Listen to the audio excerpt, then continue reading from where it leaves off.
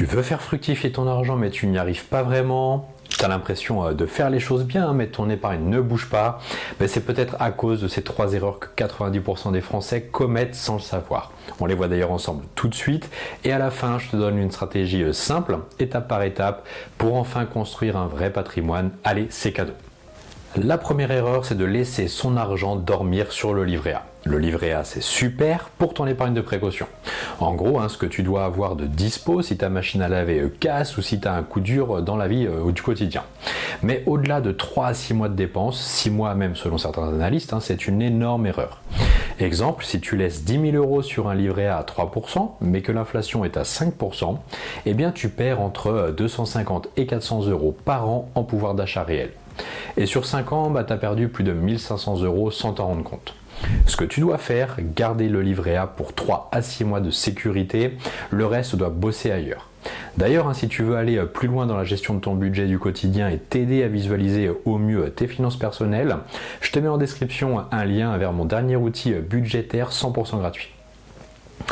Et si c'est la première fois qu'on se parle, moi c'est Charles, je suis passionné de finance, investisseur depuis plus de 17 ans et coach finance également. J'ai fondé Smart Invest pour aider les particuliers à prendre en main le contrôle de leur argent, à investir intelligemment et à construire un vrai patrimoine, même sans être expert ou millionnaire. Avec Smart Invest, je partage des contenus simples, concrets et surtout applicables. Pas de blabla technique, pas de jargon de banquier, juste des stratégies claires, des outils testés et une vraie pédagogie pour t'aider à avancer. Et si tu aimes ce genre de contenu, pense à t'abonner et à liker la vidéo, tu vas adorer ce qui arrive. L'erreur numéro 2, c'est croire qu'investir, c'est risquer de tout perdre. Beaucoup de gens n'investissent pas par peur, peur de tout perdre. Et cette peur elle est alimentée par des mythes, par des préjugés qui collent à la peau de l'investissement en bourse, comme par exemple la bourse c'est du casino, tu vas tout perdre, les riches jouent avec leur argent. Mais en réalité, le plus gros risque, c'est de ne rien faire. Si tu laisses ton argent dormir, tu t'appauvris chaque jour, alors qu'en investissant et qu'en diversifiant, tu protèges ton patrimoine. D'ailleurs, un petit tour d'horizon de ce que tu peux utiliser pour diversifier ton patrimoine. Tu peux utiliser des ETF, des SCPI, des assurances vie, des obligations et différents supports d'investissement comme un compte titre ordinaire ou un PEA pour en plus optimiser sa fiscalité. L'important, c'est pas de tout mettre au même endroit, c'est de répartir intelligemment. La troisième erreur, et pas des moindres, c'est d'agir sans stratégie claire. Tu ne construis pas une maison sans plan, en finance, c'est exactement la même chose. Investir sans savoir pourquoi tu le fais, c'est le meilleur moyen de faire n'importe quoi au mauvais moment. Pour éviter ça, pose-toi ces questions clés et essentielles. Est-ce que tu veux préparer ta retraite ? Générer une rente, investir pour un projet IMO ou tout simplement pour préparer une transmission ou même avoir de l'argent qui travaille pendant que tu dors, ta stratégie doit être alignée avec ton âge, ton profil de risque et surtout tes objectifs financiers personnels, pas ceux de ton banquier, les tiens. Et maintenant que tu as ton objectif clair en tête, tu peux passer à l'action. Tu veux donc investir en bourse mais tu ne sais pas comment encore te lancer. Voici les étapes simples, concrètes pour commencer intelligemment. La première étape, c'est d'investir sur toi-même. Avant de placer un seul euro, forme-toi. Comprendre les bases, c'est non négociable. YouTube, livres, contenu gratuit ou formation, tu as le choix, mais fais-le sérieusement. L'étape numéro 2, c'est de choisir son partenaire, donc son courtier.